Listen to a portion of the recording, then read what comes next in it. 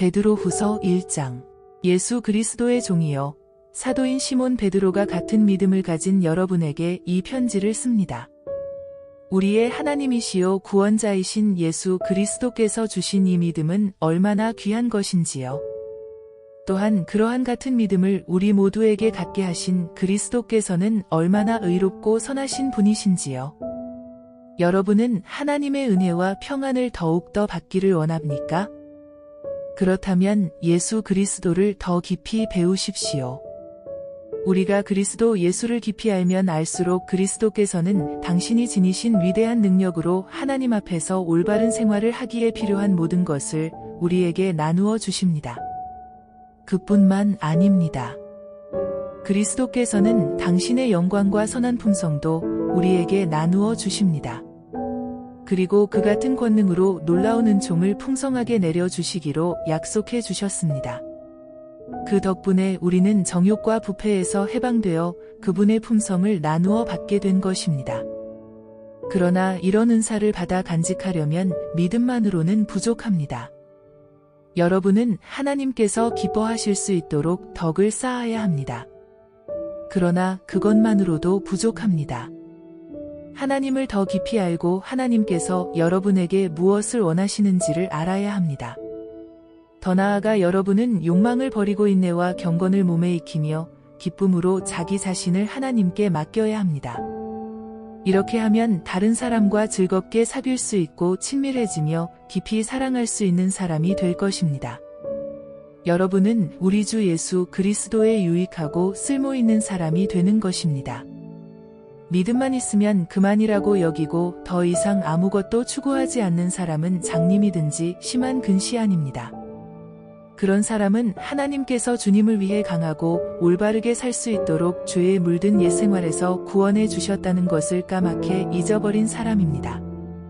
그러므로 사랑하는 형제들이여, 더욱더 힘써 여러분이 참으로 많은 사람들 가운데서 하나님의 부르심을 받고 선택을 받은 사람이라는 것을 행동으로 증명하십시오.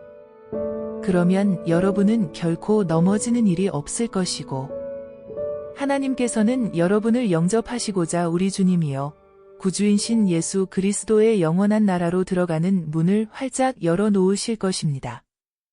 이런 일은 여러분이 이미 알고 있어서 잘 지켜나가고 있을지도 모르지만 혹시나 여러분이 잠시라도 잊어버리는 일이 있을까 염려되어 당부해 두는 것입니다. 주 예수 그리스도께서는 내가 이 땅 위에 머물 날이 얼마 남지 않았다는 것을 알려주셨습니다. 그래서 내가 이 세상에 살아있는 동안에 이러한 것을 여러분에게 적어 보내어 깨우침을 주고자 하는 것입니다.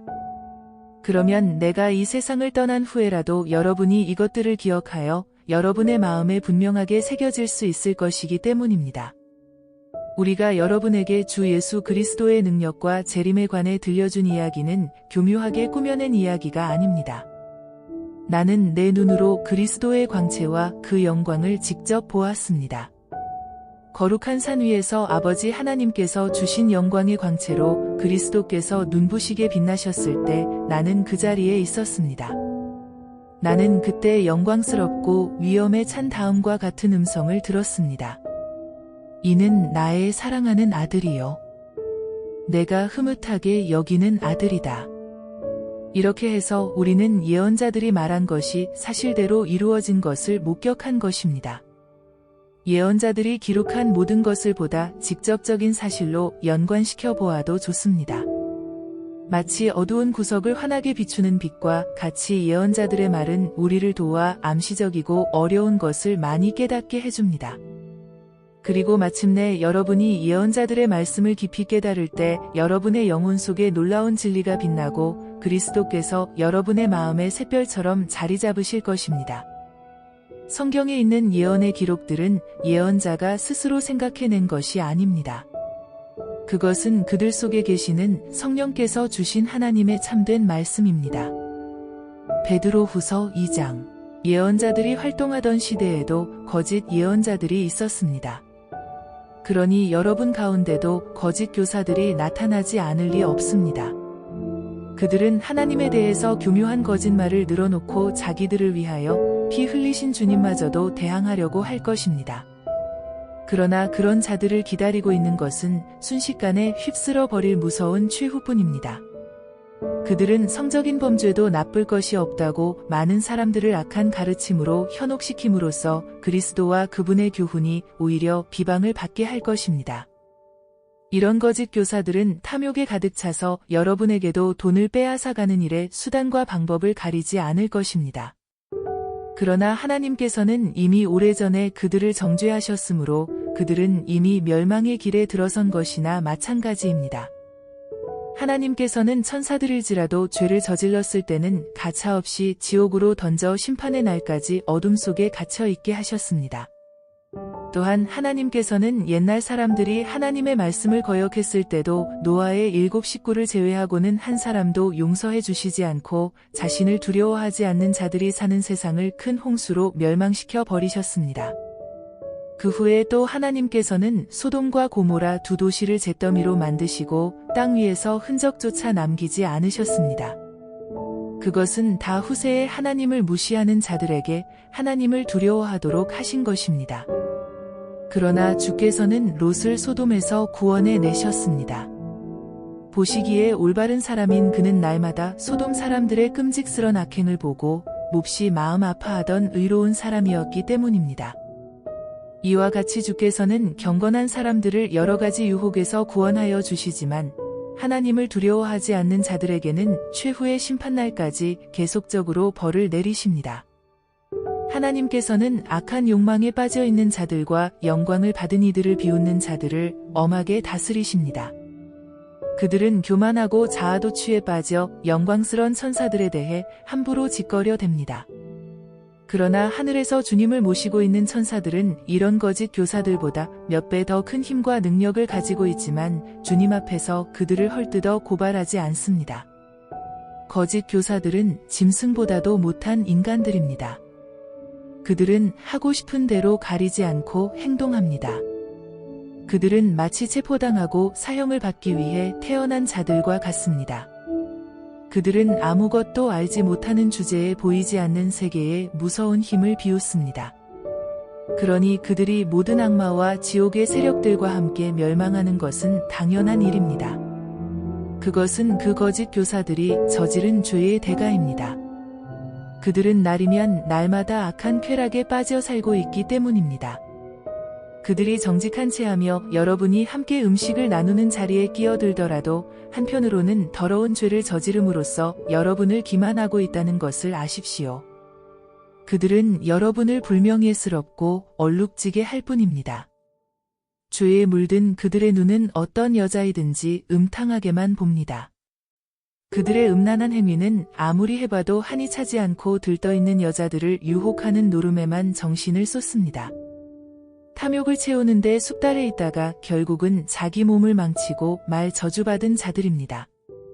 바른 길을 벗어난 그들은 부정한 수단으로 돈을 얻기를 좋아한 보올의 아들 발람처럼 배회하고 있습니다. 그러나 발람은 자기가 저지른 죄 때문에 책망을 받았습니다. 말 못하는 나귀가 사람의 소리로 말하여 그의 미친 행동을 막은 것입니다. 이런 거짓 교사들은 말라버린 우물처럼 아무 소용도 없는 인간들입니다. 입으로 약속은 많이 하지만 어느 한 가지도 실행하는 일이 없습니다. 마치 폭풍에 밀려가는 구름처럼 안정성이 없습니다. 그들이 갈 곳은 영원히 어두운 암흑의 구덩이입니다. 그들은 부끄러운 줄도 모르고 자기들이 지은 죄와 유혹에 빠진 일들을 자랑삼아 늘어놓습니다. 이제 겨우 이런 악한 생활에서 빠져나온 사람들에게 욕정을 미끼로 삼아 그들을 다시 죄 가운데로 끌고 들어가려고 합니다. 그들은 이렇게 말합니다. 선한 사람이 된다고 해서 구원을 받는 것은 아니잖아? 그렇다면 차라리 나쁜 짓을 하는 게 어때? 하고 싶은 것은 마음대로 하란 말이야. 그게 자유란 것이니까. 이 거짓 교사들은 율법으로부터의 자유를 말하면서 그들 자신은 죄와 멸망의 노예가 되어 버린 것입니다. 만일 우리 주님이시며 구세주이신 예수 그리스도를 알게 된 이 세상의 악한 생활에서 빠져나왔던 사람이 다시 과거의 죄된 생활로 되돌아간다면 어떻게 되겠습니까? 그 상태는 전보다 훨씬 더 나빠질 것이 아니겠습니까? 그리스도를 알았으면서도 자기에게 주어진 거룩한 계명의 등을 돌릴 정도라면 차라리 그리스도에 대해서 아무것도 몰랐던 편이 훨씬 더 나을 것입니다. 잠언에 개는 제가 토한 것을 도로 먹고 돼지는 아무리 씻어 주어도 다시 진탕에 뒹군다는 말은 죄 가운데로 되돌아간 자들에게 꼭 들어맞는 말입니다. 베드로후서 3장. 사랑하는 형제들이여, 나는 지금 여러분에게 붙일 두 번째 편지를 쓰고 있습니다. 이 두 번에 걸친 편지에서 나는 여러분이 이미 알고 있는 사실들을 다시 깨우쳐 주려고 노력하였습니다. 여러분이 거룩한 예언자들과 또 우리의 주님이시며 구세주이신 그리스도의 말씀을 전한 우리 사도들에게 배운 그 사실을 말입니다. 그러나 그 가운데서도 나는 제일 먼저 이 사실을 여러분이 기억하기를 바랍니다. 마지막 때에 조롱하는 자들이 나타나 진리를 비웃고 그들이 생각해낼 수 있는 모든 악을 행한다는 것입니다. 그들은 이렇게 말할 것입니다. 정말 예수께서 다시 온다는 약속은 어떻게 된 거야? 예수는 절대로 오지 않아. 이 세상이 창조된 뒤 어느 한 가지 달라진 것이라곤 없잖아? 그들은 하나님께서 말씀으로 하늘과 땅을 지으시고 또한 이 세상을 큰 홍수로 멸망시키셨다는 사실을 까맣게 잊어버리고 있습니다. 이 홍수가 일어난 것은 하나님께서 말씀으로 하늘과 땅을 만드실 때 물에서 땅을 형성하여 물을 그 둘레에 있게 하시고 나서도 훨씬 후의 일이 아닙니까? 하나님께서는 하늘과 땅을 심판날에 큰 불로 태워버리시려고 그대로 보존하셨습니다. 하나님을 두려워하지 않는 자들은 그때 가서 모두 멸망을 당할 것입니다. 그러나 사랑하는 형제들이여, 이 한 가지만은 잊어버리지 마십시오. 주께는 하루가 1000년 같고 1000년이 하루 같습니다. 비록 때로는 주께서 다시 오신다는 약속이 좀처럼 실현되지 않고 너무도 지연되는 것처럼 보일지 모르지만 사실 주께서 공연히 날짜를 연기하고 계시는 것은 아닙니다. 주께서는 단 한 사람도 멸망당하지 않게 하시려고 죄인들이 모두 회개하고 돌아오기를 참고 기다리는 것입니다. 주님의 날은 마치 도둑이 오는 것 같이 생각지 않은 때에 옵니다.